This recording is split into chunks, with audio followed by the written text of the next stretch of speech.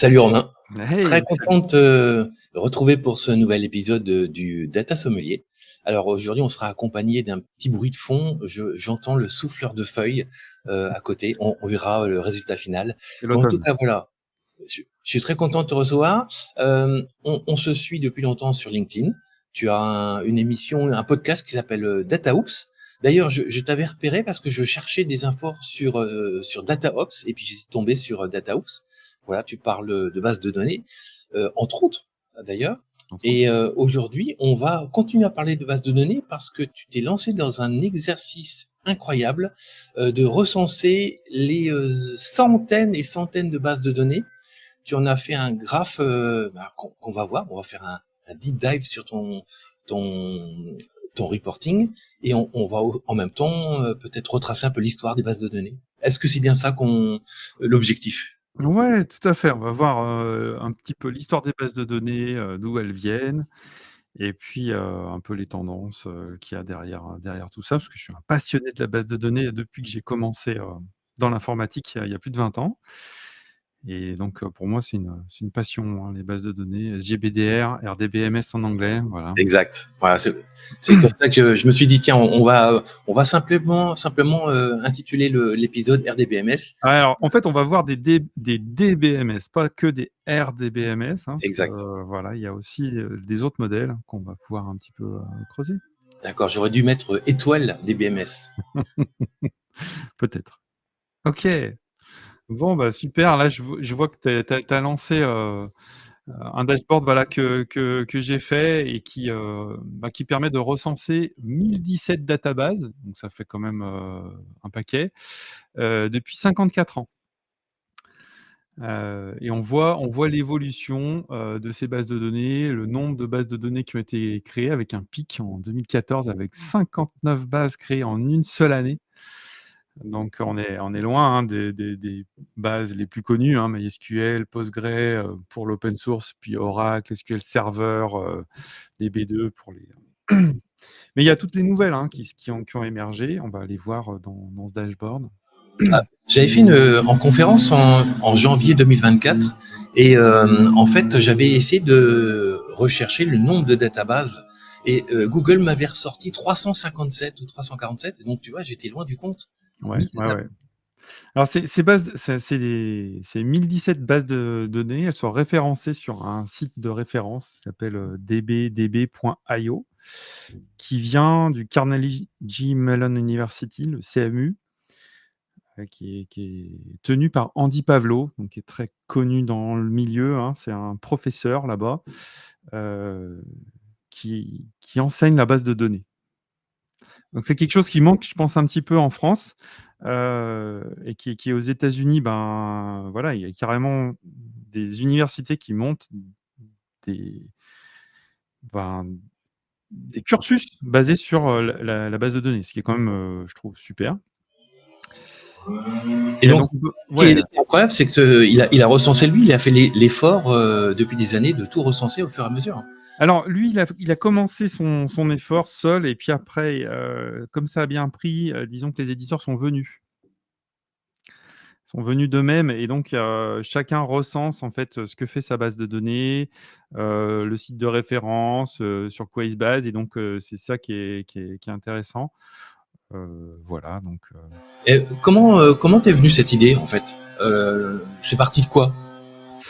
et ben, c'est parti, du fait que je voulais voir un petit peu, ce qu'il y avait, dans le monde de la base, hein. Moi j'adore ça donc j'avais d'autres dashboards qu'on verra peut-être un petit peu après sur les tendances, qui étaient basées sur dbengine.com. Mais là en fait, je m'étais dit, il y en a qu'on manque. Enfin, DB Engine, il manque les plus populaires, mais j'aimerais bien voir les dernières, celles qui sortent, les tendances, actuelles sur, quel type de base de données, émergent ou régressent. Voilà, donc ça, c'était intéressant de le voir par ce prisme-là. D'accord. Et tu as donc un ensemble de statistiques pour chaque base, son année de création, le pays d'origine. Ouais. Voilà, on le voit, le langage d'écriture. Ouais, tout à fait. Donc là, en fait, on voit en haut les principales, les principales, mesures. hein, voilà, donc le nombre de bases, le nombre de développeurs et 821 développeurs. Alors dedans, il y a des entreprises, hein, bien sûr, Oracle ou IBM compte 1. Les data models, les pays, donc 56 pays quand même. Les langages, 41. Donc là, on va voir les langages, on fera un petit deep dive sur les langages et nombre d'années. Donc là, sur le panel à gauche, on a les langages qui sont utilisés. Donc on a des bases de données. Le principal langage, c'est le C++, qui est de loin, hein, le plus important. Ensuite, Java. Mais on voit que Java, en fait, il y a une tendance, on le verra dans le more detail là, ici, mais on voit que ça redescend, hein, c'est plus trop la tendance. Ça a été la tendance il y a quelques années, une vingtaine d'années, une dizaine d'années. Du C, toujours là, et puis ensuite des langages émergents très forts, Go et Rust. Voilà. Alors Rust, on en entend de plus en plus parler pour sa performance, en fait, hein. Ouais, bah là, tu vois, je vais aller sur l'onglet pour voir un petit peu plus le détail par langage. Et on voit bien que, là, c'est par paquet de 5 années, hein. Donc entre 2015, et 2019, puis après 2019 jusqu'à aujourd'hui, on voit que Rust et Go, en fait, ils prennent, maintenant, l'essentiel, en fait, des nouvelles bases qui sortent, elles sont dans ces nouveaux langages. Donc c'est intéressant parce que est-ce que ça va être une tendance qui va perdurer ou pas, hein? Parce qu'on voit que Java, il y a eu aussi, a eu son âge d'or, hein. Mais voilà, C++, lui, est toujours là. Je pense qu'effectivement, Go a quand même ses chances, hein, même s'il y a des problématiques sur la gestion, des erreurs, des choses comme ça, c'est des langages qui évoluent. Ouais, il y a Donc déjà une voilà. part significative, hein, Go et Ouais, voilà, donc là, tu vois, tu cliques et puis tu vois toutes les bases, en fait, qui sont, faites en Rust. Donc voilà, on va avoir du LensDB, les toutes dernières, du Polybase, donc du Néon. alors bon, il y a plein de noms inconnus évidemment sur Ouais, bien sûr, bah, ça, c'est les toutes dernières, hein. Voilà, si on va chercher, Postgre, faut aller chercher plutôt, dans les années 80, je pense. Voilà, Postgre 85. Voilà, donc on va le retrouver ici en C, hein, parce que Postgre, il est écrit en C. Est-ce qu'il sera réécrit en Rust un jour peut-être? Je ne sais pas, on verra. Postgre qui reste certainement le standard, j'allais dire, incontournable, hein, Ah oui, aujourd'hui, oui, tout à fait, hein. ouais, tout à fait. Ouais, ouais, c'est une base, qui effectivement qui est, on le verra sur l'autre, qui est en forte progression. Ouais, c'est Forte ça. progression. Alors tu as, investigué sur, 50, plus de 50 ans, 54, donc j'imagine que tu as y compris les bases mainframe peut-être? Ouais, ouais, ouais, tout à fait. En fait, on a les premières bases, les plus anciennes, en fait, si on regarde, si on peut filtrer, par exemple, ici, là, on peut faire une petite sélection sur le graphe du haut, puis on va voir les bases les plus anciennes. Et donc là, on voit, IDMS. Il y a beaucoup de bases qui sont, issues d'IBM.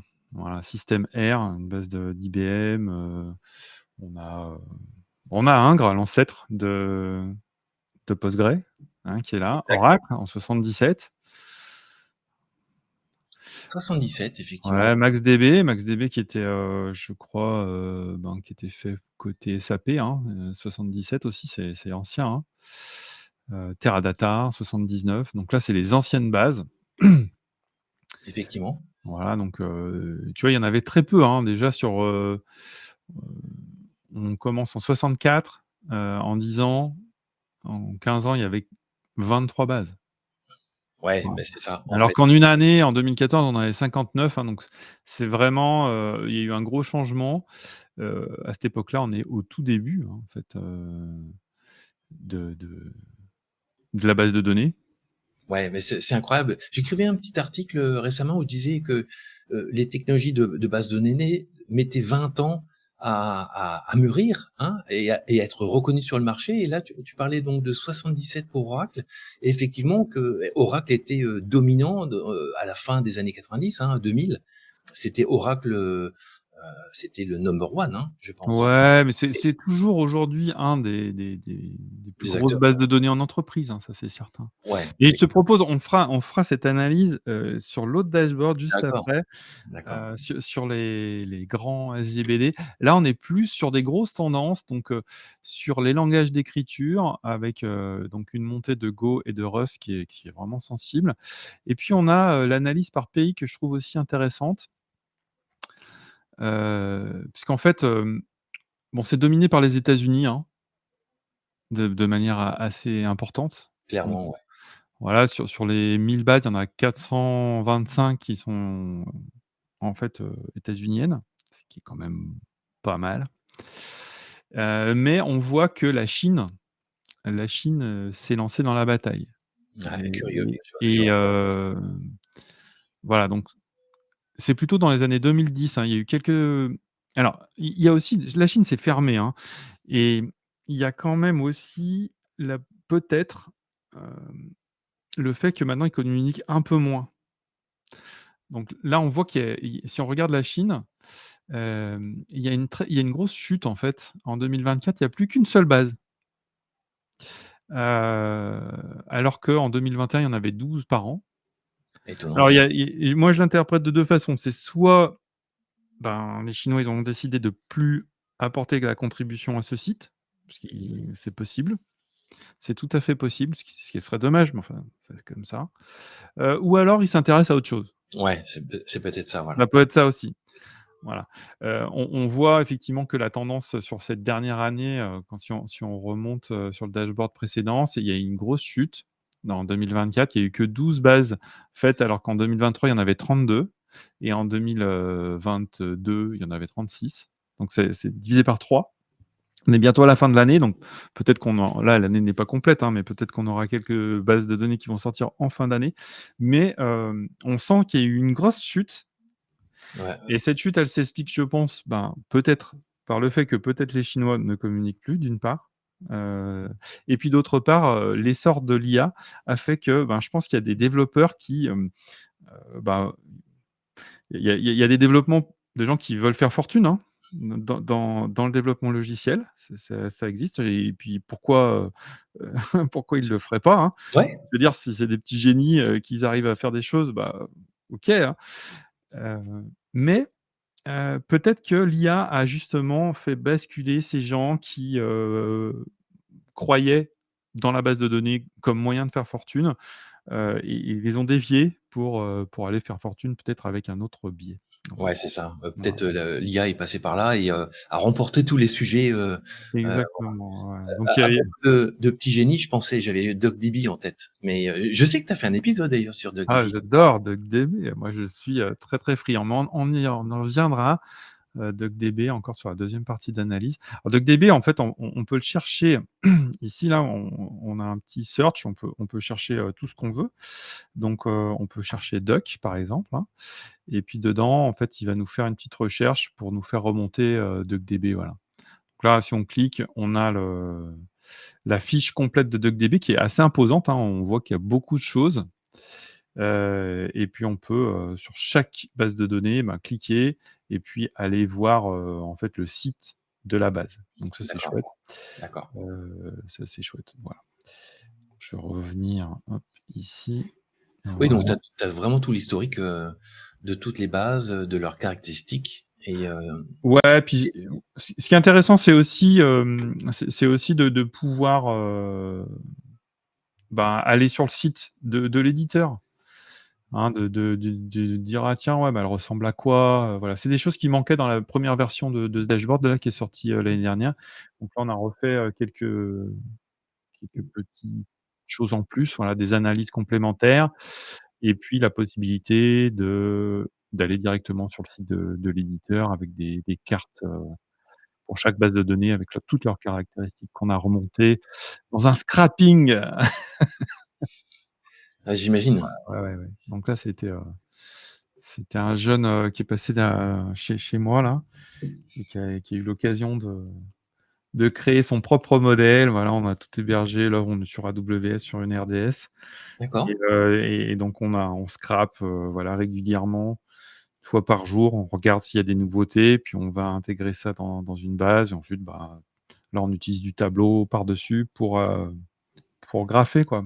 Mais c'est un chouette exercice, hein, pour démarrer dans la data Ouais. ingénierie, je trouve, Ah i franchement, J s'est éclaté, ouais. Moi je puis moi aussi, ben, voilà, heu,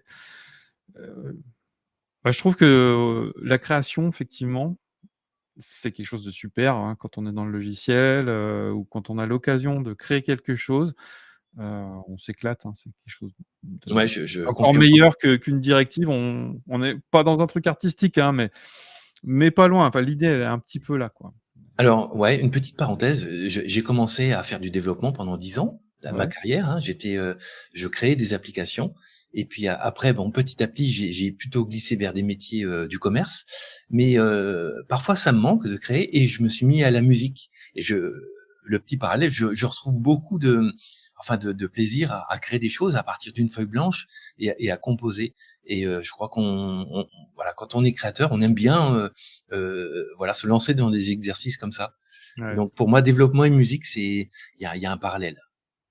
Tout à fait, tout à fait. Alors moi, j'ai en plus, je venais pas du monde du développement, j'étais du monde du consulting et moi, je viens voilà, de plus en plus, je suis attiré par la partie dev, hein. Parce que voilà, moi, je fais des développements de logiciels, de transfert de données rapides, voilà. Depuis quelques années, on s'est lancé aussi là-dessus. Et c'est super chouette, c'est super intéressant, vraiment. Ouais, j'imagine. Non, ouais. C'est un joli métier, quoi. On est Bon, alors d'accord. voilà, alors là, c'est la partie des modèles. Donc les modèles, on voit que le modèle relationnel, ben, en nombre, il est toujours, C'est la vedette. c'est la vedette. Il est toujours en croissance. On voit que les clés valeurs, elles sont bah, plutôt en décroissance en termes de nombre de bases de données, hein. On ne parle pas en termes d'usage.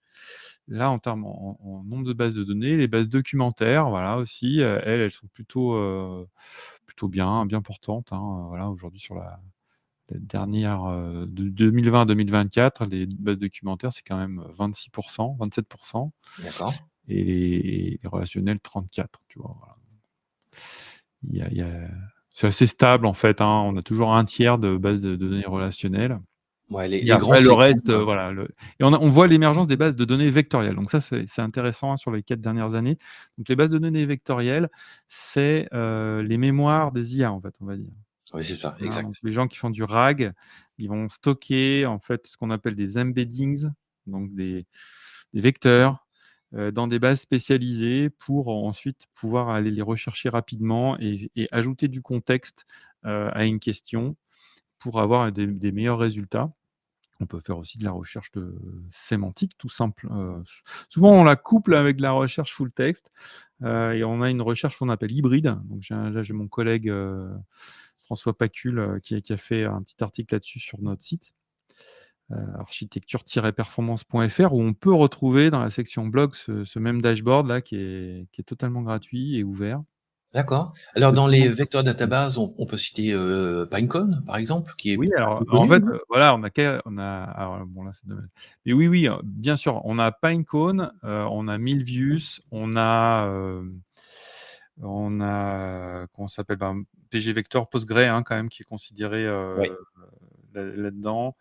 On va avoir, plein d'autres, bases de données. Alors on va les retourner, hop, là-dessus, mais hop, vecteurs, les bases vectorielles. Ouais, on a du lint, du haystack.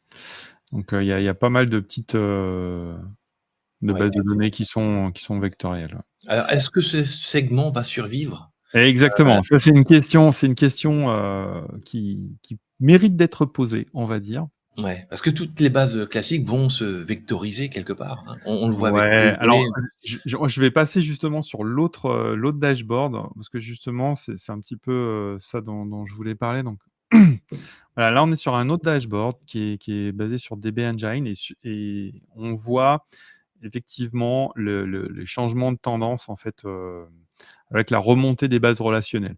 Donc, là, ce qu'il faut bien faire attention sur ce graphe ici, je ne sais pas si vous voyez bien là, mais sur ce graphe-là, on a l'échelle qui démarre à 50%. D'accord. Voilà, donc là, on peut changer ça, hein, dans le dashboard, on peut le faire démarrer à 0, mais si on le fait démarrer à 0, on voit un petit peu, l'influence des bases relationnelles par rapport au reste. On voit qu'elles écrasent un petit peu tout, hein. Donc c'était pour, essayer d'y voir Donner un de peu donner un peu mieux, d'air, ouais, ouais, d'accord. de donner un peu d'air. Mais voilà, il faut quand même bien se rappeler qu'on est sur, du 75 pour les bases relationnelles. Donc je vais quand même expliquer d'où viennent les données de DB Engine. DB Engine, c'est une société qui recense, hem, la la popularité des bases de données. Pour ça, elle utilise plusieurs critères. Elle a des critères, assez forts qui sont basés sur, les messages dans Stack Overflow et dans DBA Stack Exchange. Donc c'est 2 sites, très importants dans lesquels on peut retrouver, ben, des tags sur les différentes bases de données. Sur LinkedIn, sur Twitter, enfin X maintenant, et donc, et puis du Google Trends aussi maintenant, je crois, et avec ça, elles font un mix et elles ont un score et chaque mois, en fait, elles sortent, ce score et on peut, du coup, voir, les bases qui sont, plus ou moins populaires. Donc la base la plus considérée comme la plus populaire, c'est Oracle. Alors forcément, bah, avec un grand historique depuis 77, donc ça fait presque 50 ans, forcément le nombre de messages dans Stack Overflow est plus important qu'une base qui vient de naître, hein, c'est sûr. Toutefois, là, on voit par exemple Snowflake, hein, qui commence, Qui en grimpe. en 2016 et puis, qui aujourd'hui, est dans le top 7, hein, qui est 6e, donc enfin 7e là, puis qui va vite repasser, Redis, probablement, hein. Là, les traits qui sont un petit peu plus gras dans ce graphe-là, ce sont nos forecasts à nous. Voilà, donc ça c'est on s'arrête, en octobre 2024, donc c'est la les derniers, hein. D'accord. Et oui, donc les bases de données, vectorielles, hem, bah, il y en a qui sont en croissance, d'autres qui sont moins en croissance, quoi, tu vois? On va avoir Milvus qui a priori, ben, là, vraiment, fait sa percée, Pinecone qui régresse, Qdrant qui monte, Chroma, voilà. Mais ce sont des toutes petites bases, en fait, hein. Les Ouais, scores, on est à là, tu vois, les scores sont à 3 alors qu'Oracle, on est à 1 500. ouais. Donc c'est des Mais bon donc ça 300, donne quand même de bons indicateurs. Donc, ouais, Oracle, bah, toujours on top depuis, 50 ans, hein, avec une bonne, avec une un bon remontée, maintien. voilà. Ouais, Une remontée depuis quelques mois. Alors, pourquoi il y a des remontées, hein? Il y a déjà eu des remontées par le passé de la part d'Oracle. C'est les nouvelles versions, hein. On a cette même tendance, très marquée côté SQL Server. On voit des grosses remontées, puis des redescentes, puis des remontées. Bon, il y a une tendance baissière, mais quand même, on voit ces effets de bulle, comme ça sur les nouvelles versions, en fait, d'accord. et on voit qu'ils se suivent, quand même un peu, les 3 duos là, MySQL, Oracle et SQL Server. D'accord. Puis, voilà une ascension claire de Postgre, Ouais, voilà. Postgre, lui, qui a une toujours. progression, vraiment, bah, linéaire. Alors, si on prend que les relationnels, hem, voilà, on va voir que, on voit apparaître, DB2, hein, bien sûr, qui est une base, ancienne, mais c'est pas super, hein, aussi, hein, mais voilà. Donc les mainframes, DB2, et ben, ils sont là, hein. Enfin, là, par contre, on n'a pas toute cette historique, hein, parce que DB Engine, ça commence en 2012, alors que DB2, ça commence, mais bien avant. Oui, bien sûr, parce que c'est, DB2, c'est, ça tourne sur mainframe, sur AS400 et sur l'open aussi évidemment. Alors, il y a des séries, voilà, donc il y a DB2 E-Series, donc l'AS400, DB2 Z, donc C'est ça, c'est ça. les mainframes. On a DB2 LUW, LUW pour Linux, Unix, Windows. Donc ça tourne, bah, sur Linux, Unix, Windows, souvent en Linux, hein, bien sûr. Heu, mais ma première base, ma toute première base, il y a plus de 20 ans, c'était une DB2 LUW sous Windows, incroyable, et c'était passionnant, c'était passionnant. Alors, j'ai fait mes premières armes, avec, des bases. Est-ce que je sais pas si tu t'en rappelles des bases? Ouais, C'était une base desktop, heu, déjà très incroyable, ouais. hyper complète avec un environnement, d'administration, de Ah, la base, enfin voilà, de développement, elle est là, des bases, voilà. des bases, ouais. Ouais. Et je crois que il me semble que c'était Borland qui avait créé une version des bases aussi, un éditeur français. Ouais. Voilà, bon, la techno était incroyable et elle a pas forcément, elle s'est pas maintenue dans l'histoire. Hein. Non, elle s'est pas maintenue dans l'histoire, ouais. C'est vrai que c'est bon, les éditeurs français, si on retourne sur l'autre graphe, hein, pour voir un petit peu ce qui se passe, côté Frenchy, on voit que, en fait, on a 27 bases de données, ce qui est pas grand-chose sur les 1000, hein. Ouais, il y en a pas, c'est vrai, tu as raison. Hem, alors bon, voilà, les plus anciennes, on a du 4D, du Matisse, O2, Ace dans les années 90, Neo, mais c'est des bases qui ont pas percé, puis qui sont voilà. Il y a Warp 10, qui est une base qui marche pas mal, qui est sur l'IoT, je crois. Voilà. D'accord. Et puis, voilà, on va avoir du PicoDB, LazyDB, Graviton, voilà, pour en citer qu'un. Antidote. Ouais. Ah, tu mentionnais O2. O2, c'était une base de données orientée objet. J'ai l'impression que les bases orientées objet n'ont pas marché. Non, Ça n'a pas non, pris. non, ça n'a pas pris, ouais. Ça n'a pas pris effectivement, là Pourtant, on l'idée était bonne au départ, hein. C'était incroyablement, enfin que sophistiqué, mais peut-être trop. Finalement, on n'avait pas besoin de toute cette sophistication, en fait. en fait, oui, je pense que ce qui a permis vraiment l'essor et puis l'écrasante majorité des bases de données relationnelles, c'est le langage SQL déjà, qui était relativement simple, qui a permis d'être facilement compréhensible, enseigné, enseigné, euh, et qui a permis finalement l'usage de ces bases relationnelles. Il y avait aussi toute la partie modélisation, Ouais, c'est ça. voilà, Meurice, puis UML, qui ont pris le pas en fait, hein, là-dessus. Ouais, ouais, c'est ça. Mais si on regarde les bases les plus populaires, peut-être, sont celles qui sont peut-être les plus simples, avec un SQL, Ouais. voilà, par défaut. On se pose pas de questions, c'est SQLisable. Heu, Mais et je voilà, toutes les bases de données relationnelles, elles avaient ce langage et elles ont été un petit peu, au-dessus des autres. On voit, par exemple, bon, Snowflake, qui lui, rentre dans une base de données moderne qui rentre dans ce jeu-là en disant: «Voilà, on va faire, quand même quelque chose qui est basé sur SQL». En tout cas, que le langage d'utilisation soit majoritairement SQL. c'est ça. Et ça a aidé beaucoup de gens à adhérer au produit, hein, en fait, Ouais, hein. c'est ça. Parce que faut pas se leurrer, hein, il y a quand même beaucoup de gens dans l'informatique qui connaissent bien SQL.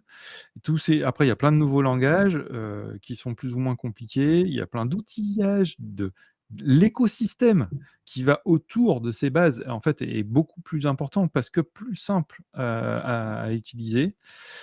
Voilà, donc les bases de données de documents, en fait, il y en a un qui a vraiment émergé, hein, c'est Mongo. Mais on Mongo, oui. voit que, voilà, depuis quelque temps, il y a quand même une tendance baissière, sur, les demandes, en tout cas, hein. Cette popularité, c'est pas forcément l'usage, je le répète, hein, sur DB Engine, mais c'est un petit peu le bruit que Ouais, c'est ça. font les gens autour, les développeurs, autour de cette base. Donc, est-ce que, le fait qu'il y ait moins de messages sur Stack Overflow, c'est plutôt bon ou pas bon? Ce qu'on ne voit pas, c'est tout avec l'émergence de l'IA, ce sont toutes les questions qui sont faites aux IA. Ouais, Donc on sait plus trop, on perd un peu, ce cette suivi qu'on granularité. avait voilà, on avait un suivi qui était intéressant sur Stack Overflow, qui est une base, qui donne toutes ces données publiquement, hein. Tu peux télécharger les bases Stack Overflow complètes. Moi, j'en ai sur mon poste, hein, c'est super intéressant. Et donc tu pouvais, tracer. Là, OpenAI, il donne pas les questions en fait, hein, qui sont posées. Ouais, Les c'est gens black box. c'est une black box, on considère que c'est super important que ça soit confidentiel. Donc, bah, là, tout ce qui était Google Trends, tout ça, bah, il y a pas de ChatGPT Trends. Ouais. Enfin, en tout cas, je le connais pas, quoi. Est-ce que tu as le nombre de clients? Non, tu l'as pas ça. Non, non, non, non, non. Parce Justement, ça, que tu c'est tu important, ouais. tu montrais effectivement Snowflake tout à l'heure. Je crois donc en octobre 2024, ils avaient quelque chose comme 10 000 clients. Voilà, les gens de Snowflake confirmeront ou pas si c'est le bon chiffre, mais j'avais ça en tête. Ouais, Donc 10 000 clients et on les voit effectivement grimper au fur et à mesure. ouais, là, ils sont dans le top 7, donc là, on peut changer pour aller chercher un petit peu, une 8e ou 9e ou 10e place, mais en fait, c'est les forecasts qui sont longs à calculer. Mais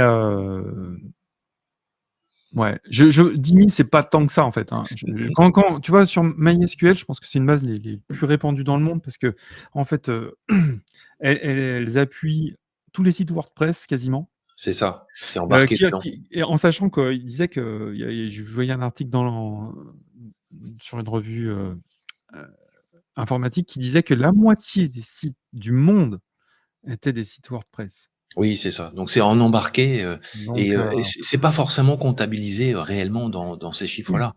Bah, non, il y a non, non. ouais, c'est ça. Bah, sinon, je pense que voilà, MySQL écraserait tout le monde, en termes de déploiement, même si maintenant on peut déployer sur Postgre, peut-être qu'il y en a de plus en plus sous Postgre, mais disons que c'est resté quand même une base vraiment, très utilisée de ce fait qu'en web, elle était, C'est ça et on peut peut-être collée à même, WordPress. mettre SQLite là-dedans, qui est Alors embarqué dans SQLite, ouais, sur plein de petits, trucs à IoT ou voilà, sur de l'embarqué, effectivement, il peut y avoir des milliers de petites SQLite, c'est ou ça, des milliards peut-être, hein, c'est possible, hein. ouais Heu, et ça n'apparaîtra pas forcément là, non, effectivement, comme et non, tendance. et non, et non, et non. D'ailleurs, on Et n'en parle pas beaucoup, hein, de SQLite, je veux dire, ça fait partie de l'histoire, mais est-ce qu'on en parle tant que ça? Je suis pas sûr, hein. oh, bah, SQLite, on va la trouver, elle est là, tu vois? Elle est quand même, en top 10, hein, c'est la Ouais, 10e. quand même. Non, non, c'est pas rien, hein. Ouais, effectivement. Heu, elle est quand même considérée parce que, ouais, dans toute la partie, IoT, c'est très utilisé, quoi. Ouais, d'accord. Voilà, devrait la voir apparaître là. SQLite, voilà, qui redescend un peu, hein. Et DuckDB, voilà, bah, DuckDB, il est beaucoup plus loin parce qu'il est plus récent, alors qu'il est, pour moi extraordinaire, mais c'est plus vraiment une database, hein. On est sur une philosophie différente, Ouais, des moteurs de transformation, c'est ça. plus que, des bases de données qui ont vocation à garder, la donnée et la partager comme, voilà. Mais peut-être que ça, Non, mais on va, hein. c'est incroyable, je suis d'accord avec toi. Ça offre des usages, supérieurs ou différents et pour moi, c'est presque un ETL. Parce que Oui, alors oui, eux, oui. parce que tu peux faire des select from, un HTTP, qui se trouve, où tu veux. Donc tu veux. Bah, la partie transformation avec le SQL, voilà et puis, bah, tu peux refaire un chargement où tu veux et donc pour moi, c'est quasiment un ETL et rajoute-y une interface graphique au-dessus du moteur pour, gérer, tous ces aspects de connectivité de transfo et tu peux créer un vrai ETL. Ouais. Ouais, ouais, non, mais il y a des gens qui, je Ouais, pense, qui vont se lancer là. Il y a Motherduck, hein, qui est la maison mère qui offre, une sorte de plateforme et aussi des connecteurs pour Tableau, par exemple. D'ailleurs, j'en ai utilisé il y a pas longtemps, hein, donc la possibilité d'utiliser DuckDB comme moteur, sous-jacent.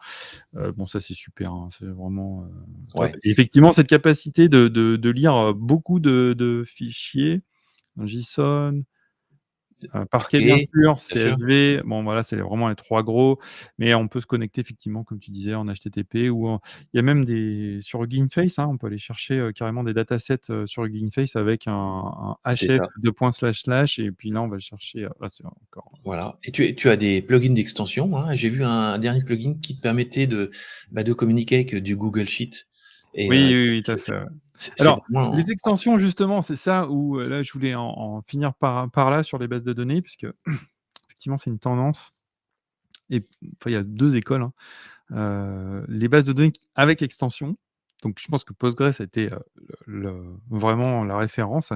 Aujourd'hui, on n'imagine même pas Postgres sans extension.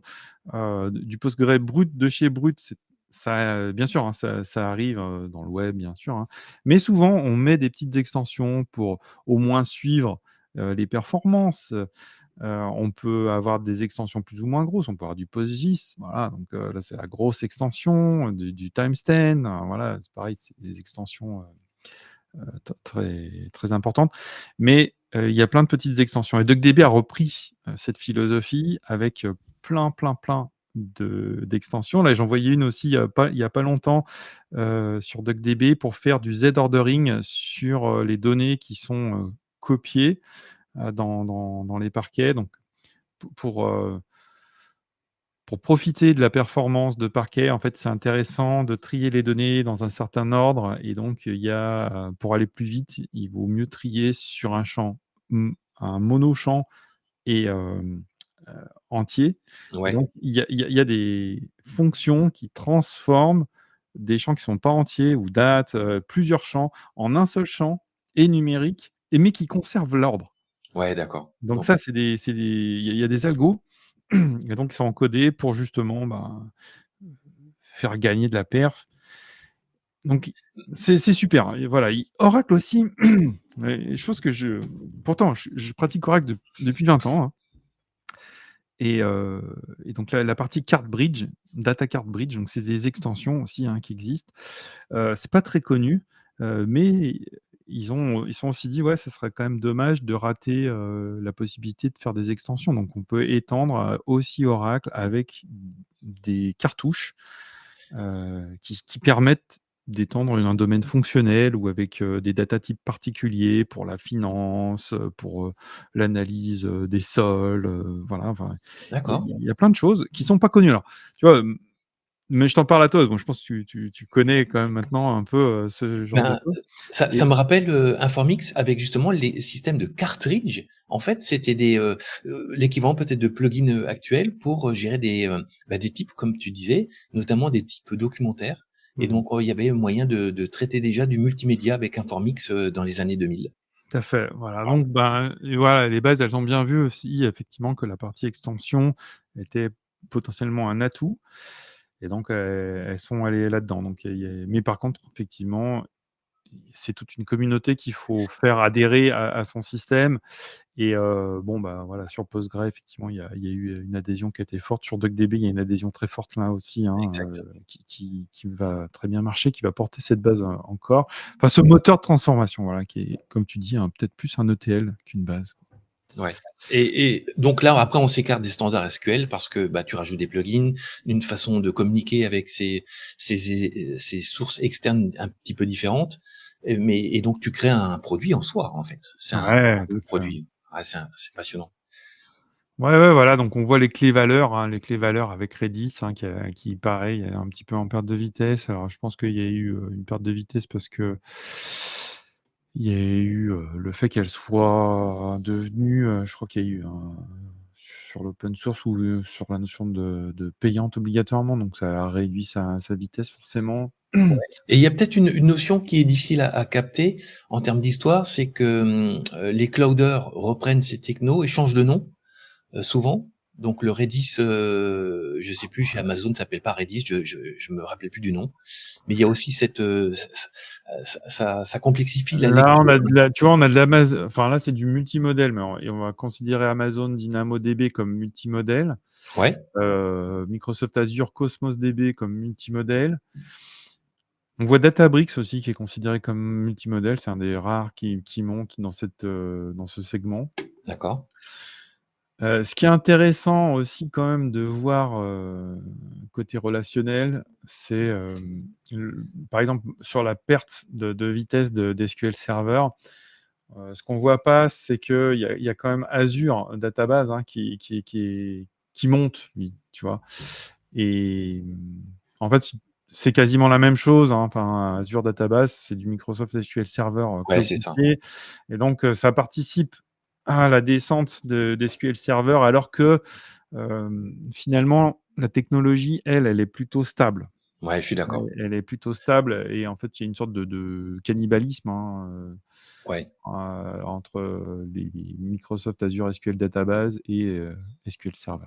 Non, mais c'est l'histoire, hein, c'est entremêlé, entrelacé et Ouais, ouais. avoir un reporting 100% exact, c'est quasiment impossible. Ouais, ouais, ouais. Non, mais Mais là, voilà, moi, ce mmh, que j'ai noté, c'est que Oracle rebondissait depuis sa version 23 AI. Voilà, donc ils ont intégré voilà, des data types curseurs. C'est ce que tu disais, est-ce que ces bases de données curseurs spécifiques vont survivre? Bah, c'est toute la question. Je pense qu'en fait, dans cette équation, il faudra rentrer le prix, bien sûr. C'est-à-dire que ben, si tu veux stocker des vecteurs dans une base Oracle, bah, ça coûtera plus cher que si tu veux le stocker dans un Milvius ou dans un Pinecone. Alors Pinecone, c'est payant. Milvius, c'est gratuit. Donc on voit que ces bases de données vectorielles, elles montent. Sur SQL Server, ils ont annoncé les data types vecteurs récemment, mais il n'y a pas d'index. Donc, bon, sur des d'accord. grosses bases, ça va. Il va falloir amener un type index, un index vectoriel. Sinon, eh ben, en fait, on va faire fumer la machine. Hein. Ouais, C'est- c'est ça, ouais, Parce qu'un calcul de. Enfin, moi, j'ai fait un article spécifique sur justement l'indexation vectorielle sur SQL Server et je me suis aperçu qu'en fait, il fallait créer des agrégats hein, pour pouvoir faire comme des index. Et c'est un mécanisme compliqué, mais ça marche. Mais franchement, voilà, ce qu'on attend derrière, c'est simplement un index bête et méchant qui permette d'aller plus vite quand on fait des recherches. Hein, parce que ouais, sinon, c'est ça c'est et violent. Hein. toujours, viser la simplicité, en fait, hein. C'est ça Ouais, qui l'usage. marche. Ouais, c'est ça. Ouais, C'est ça qui marche. Les bases de données graphes, ben ouais, on a Neo4j, hein, bien sûr, qui est normalement vraiment devant. Mais pareil, c'est en, en descente. Pourquoi? Bah parce que bah, les grosses bases eh ben, ont intégré ces systèmes dans leur voilà, les RDBMS, Oracle, SQL Server, eh ben, elles ont mis des objets graphes, elles ont c'est ça. mis des langages qui ressemblent. C'est pas aussi performant, mais du coup, ça a fait baisser déjà la tendance. Alors, Neo4j, ils essayent de rebondir en disant oui, mais vous pourriez avoir du knowledge graph avec vos données pour les IA, et donc ça sera vachement intéressant. Mais pour l'instant, ça n'a pas l'air d'être Ouais, j'ai vu, pure graph. Hein, voilà. Ouais. j'ai vu quelques articles de couplage des bases graphes avec les RAG, hein, Ouais. faire du graph RAG, ça a du sens, hein, ça a du Ouais, sens. ouais, tout à fait. D'accord. Là, on a les search engines avec Splunk qui est devant, OpenSearch. Alors, les search engines, en fait, c'est beaucoup le SIEM, en fait, hein, beaucoup les C'est analyses de ça. log. Voilà. Les analyses de log qui bah, prennent beaucoup de volume. Et puis là, on a sur des analyses qui sont effectivement enfin, dures à aller chercher côté RDBMS, mais c'est pas leur cœur de cible, je pense. En fait, voilà, le SIEM, c'est vraiment spécifique. Ouais. Il y a quelques bases qui se mettent là-dedans. Splunk, j'aime beaucoup, j'ai travaillé, avec eux sur justement des use cases SIEM. C'est un chouette produit, j'avoue, j'aime Ouais. beaucoup. Ouais. Visuellement, c'est très propre, c'est très puissant. Voilà, je connais un peu moins les autres, mais ouais, j'ai bien aimé, travailler avec Splunk. Voilà. Les white columns, bon, c'est plus trop le vent en poupe, hein. On va retrouver Cassandra sans doute. Voilà. Cassandra, pareil, ou Hbase. Bon, ouais, Je c'est ça. connaissais pas l'expression white column, tu vois? Heu, Ouais, c'est quoi? C'est pour les time series? non, non, non. Non? C'est quand tu as beaucoup de caractéristiques et que du coup, puis tu veux aussi souvent écrire assez vite. D'accord, OK, Et c'est write intensive. OK. Et donc la page Cassandra, son intérêt, enfin, toutes les bases NoSQL qui sont arrivées, hein, il y avait les formats, les modèles, et puis aussi cet aspect haute dispo qui avait changé de mindset pour dire, ben ouais, en fait, on va répartir les données. Des fois, donc Cassandra, c'est masterless, c'est-à-dire qu'il n'y a pas de maître. Tous les nœuds sont équivalents. S'il y en a un qui tombe, c'est pas grave. Ou sharding, voilà, avec Ouais, d'accord. MongoDB, voilà, des choses comme ça. Donc, elles ont apporté de la haute disponibilité, qui était un élément qui était des fois clé. Hein. Bon, maintenant, sur Oracle, on a depuis les versions, la 21, je crois, on a du Oracle Shard. Et donc là aussi, Il y a Oui, voilà, il y a le basculement de ces anciennes bases qui vont apporter de la haute disponibilité plus facilement sur Microsoft. On va avoir les bases Azure, voilà, qui vont peut-être être un petit peu plus facilement, enfin, elles seront peut-être plus facilement robustes que ce qu'on peut faire en on-prem, même si on peut faire du robuste avec, SQL Server, avec du Always On, tout ça, mais c'est très simple de mise en place, de mise en ouais. œuvre. Et puis voilà, le cloud a beaucoup, beaucoup simplifié cette partie-là. Sur Oracle, effectivement, on le voit, sur le cloud Oracle, c'est super simple de mettre en place de la haute dispo, hein. OK.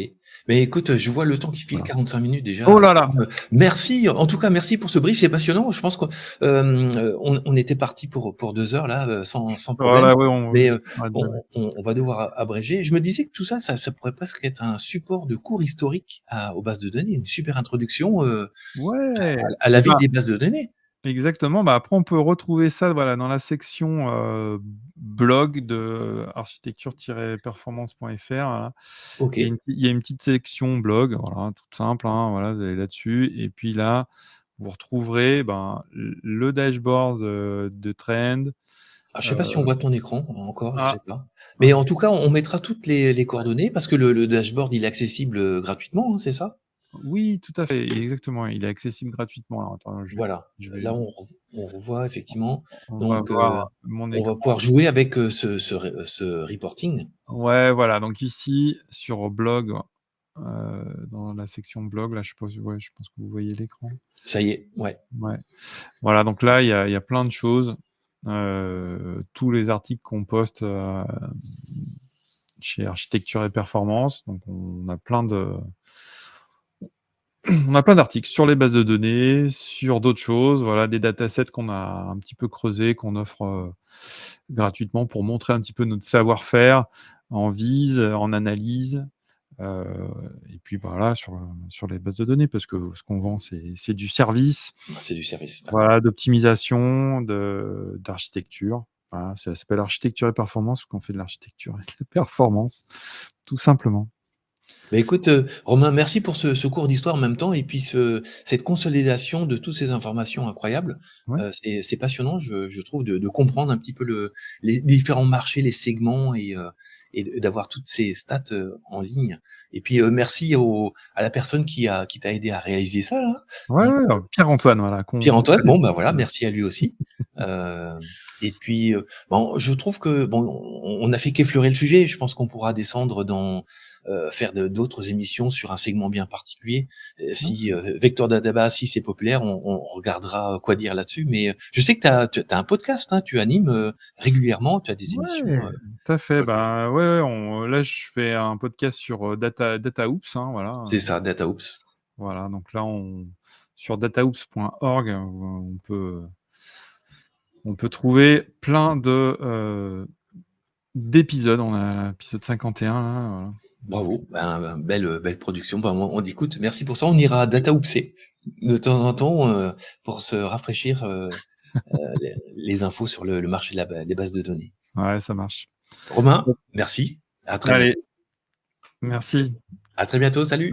Bye bye.